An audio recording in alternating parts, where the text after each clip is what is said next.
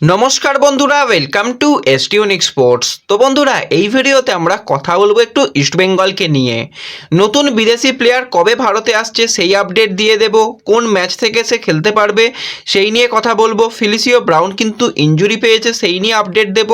এছাড়া আইএসএল নিয়েও আমরা কথা বলবো একটু এই ভিডিওতে। তাই ভিডিওটা শুরু থেকে শেষ পর্যন্ত দেখার অনুরোধ করলাম। আর ভিডিও ভালো লাগলে ভিডিওতে লাইক দিয়ে চ্যানেলটাকে সাবস্ক্রাইব করে নিও, আর পাশের বেল আইকনটাকে মনে করে অন করে রেখো। আর ফেসবুক পেজ থেকে ভিডিও দেখলে ফেসবুক পেজটাকে ফলো করে নিও, তাহলে তোমাদের প্রিয় দলের খেলার সমস্ত আপডেট তোমরা এখানে পেয়ে যাবে। তো চলো আর দেরি না করে ভিডিও শুরু করা যাক। প্রথমেই যদি কালকের আইএসএলের ম্যাচ নিয়ে কথা বলি, তো তোমাদের যেরকমটা জানিয়েছিলাম মুম্বাই সিটি এফসি এবং বেঙ্গালুরু এফসি ম্যাচটা খেলতে চলেছে। ম্যাচটা যদি বেঙ্গালুরু কোনোভাবে 1 পয়েন্টও আনে, সেক্ষেত্রে কিন্তু ইস্টবেঙ্গলের জন্য চাপ হয়ে যাবে। তো সেক্ষেত্রে মুম্বাই যদি ম্যাচটা জেতে তাহলে ইস্টবেঙ্গলের কোনো সমস্যা হবে না।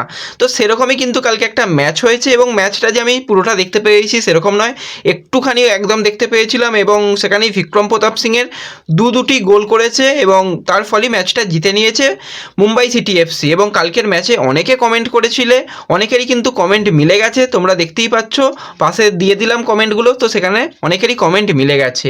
এবং কালকের ম্যাচে যে জিনিসটা সবথেকে ভালো লাগলো, পিটার ক্যাটকির এই ভারতীয় প্লেয়ারদের উপর ভরসা, প্রতিটা প্লেয়ারের উপর একটা আলাদাই ভরসা করছে, এবং যেভাবে কোচিং করাচ্ছে মানালোর পরে কিন্তু এই পিটার ক্যাটকির অন্যতম ফ্যান হয়ে যাচ্ছি দিনে দিনে, যেভাবে ভারতীয় প্লেয়ারদের ব্যবহার করছে। আর অপরদিকে বেঙ্গালুরুর যদি কথা বলি, তো বেঙ্গালুরু বলতে গেলে সেই একই অবস্থা রয়েছে। ট্রান্সফার উইন্ডোকে কাজে লাগিয়ে বেশ কিছু প্লেয়ারকে দলে আনলেও কিন্তু রেজাল্টের আহামরি কিছু পার্থক্য হয়নি। এবং সেখানে বেঙ্গালুরুর কোচ জানিয়েছে যে নিখিল পূজারি হায়দ্রাবাদেও যেরকম খেলতো, বেঙ্গালুরুতে এসে সে বেঙ্গালুরুকেও হায়দ্রাবাদে পরিণত করে দিয়েছে, এরকম একটা হাস্যকর মন্তব্য করেছে। তো তার মানে নিখিলের খেলা একদমই পছন্দ হচ্ছে না। তাহলে নিখিলকে নেওয়া হলো কেন? নির্দিষ্ট পরিকল্পনায় নিশ্চয়ই নেওয়া হয়েছিল, তাতেও তার পছন্দ হচ্ছে না। তো দেখা যাক পরবর্তী সময় বেঙ্গালুরু কিভাবে কামব্যাক করে। তো এরপর যদি আমরা সরাসরি চলে আসি এবার একটু ইস্টবেঙ্গলের দিকে, তো ইস্টবেঙ্গলের বিদেশি প্লেয়ারকে নিয়ে তোমাদের আপডেট দিয়ে যাচ্ছিলাম যে আলেকজান্ডার কিন্তু খুব তাড়াতাড়ি ভারতে আসতে চলেছে, কারণ ভিসার ব্যাপার তার মিটে গেছে, কালকেই তোমাদের বলেছিলাম। এবং আজকে যে সুখবরটা বেরিয়ে আসছে, তাকে কিন্তু আইএসএলের জন্য রেজিস্টার করানোর কাজ চলছে। আজকেই মোটামুটি আইএসএলের জন্য রেজিস্টার হয়ে যাবে, এবং সেটা আইএসএলের ওয়েবসাইটেও তোমরা দেখতে পেয়ে যাবে। এখনও পর্যন্ত আমি যখন ভিডিও বানাচ্ছি তখনও আপডেটটা হয়নি। তো তাকে রেজিস্টার করিয়ে নেওয়া হচ্ছে, অর্থাৎ পরবর্তী ম্যাচ যেখানে জামশেদপুরের দল পৌঁছে গেছে, জামশেদপুরের সঙ্গে ম্যাচ, সেই ম্যাচ থেকেই কিন্তু আলেকজান্ডারকে ব্যবহার করার চিন্তাভাবনা থাকছে।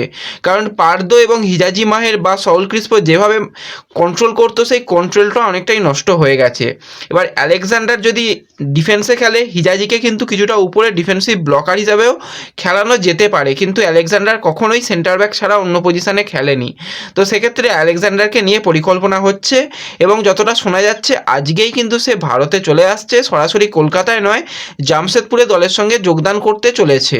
জামশেদপুরেই গিয়ে মোটামুটি টিম হোটেলে যোগদান করতে চলেছে। যেইভাবে আমরা দেখেছিলাম ফিলিসিও ব্রাউন সরাসরি গিয়ে টিম হোটেলে জয়েন করেছিল, সেইভাবেই কিন্তু আজকে আলেকজান্ডার জয়েন করতে চলেছে।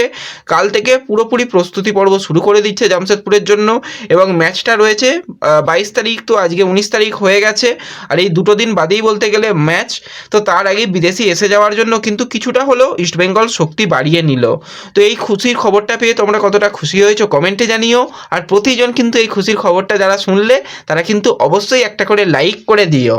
এবার যদি আমরা কথা বলি একটুখানি ফিলিসিও ব্রাউনকে নিয়ে, তো ব্রাউন আইএসএলের প্রথম ম্যাচেই এসে গোল পেয়ে গিয়েছিল। তো তার পরবর্তী দুটো ম্যাচ হয়ে গেলেও কিন্তু গোলের দেখা যায়নি ব্রাউনের কাছ থেকে, এবং হায়দ্রাবাদ ম্যাচে গোলের সুযোগ তৈরি করে ফেলেছিল, গোল করার জায়গাতে গিয়েও গোল করতে পারেনি। এবং যেভাবে হায়দ্রাবাদ এফসির প্লেয়াররা ফিলিসিওকে ফাউল করে গেছে, পরপর ফাউল করে গেছে, এবং ফিলিসিও কিন্তু একটু হলেও ইনজুরি পেয়েছে, নিজস্ব সোশ্যাল মিডিয়াতে সে সেটা শেয়ার করেছে, হালকা ইনজুরি পেয়েছে।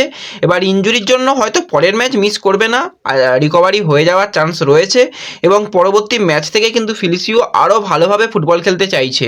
ফিলিসিও যতক্ষণ ছিল মাঠের মধ্যে ততক্ষণ কিন্তু হায়দ্রাবাদ একটুও খেলার মধ্যে খুব একটা আসতে পারেনি, কারণ ফিলিসিওকে আটকাতে 2 থেকে 3 জন প্লেয়ারকে লেগে যাচ্ছিল। আর সেই জায়গায় ক্লিটন কিন্তু অনেকটা ফ্রি রোলে খেলতে পারছিল। এবার ভিক্টরের তো মেন পজিশন কখনোই ওই ডিফেন্সিভ মিডফিল্ডার বা সেন্ট্রাল মিডফিল্ডার নয়, পুরোপুরি অ্যাটাকিং প্লেয়ার, অ্যাটাকিংয়ে বল বাড়াবে, কিন্তু সেক্ষেত্রে ভিক্টর ভিক্টরকে কিছুটা নিচে খেলতে হচ্ছিল এবং ব্রাউনকে তুলে নেওয়ার পরই আমরা দেখেছিলাম মুহুর্মুহুর আক্রমণ করে গিয়েছিল হায়দ্রাবাদ। তো ফিলিসিও কিন্তু ভালো অপশান।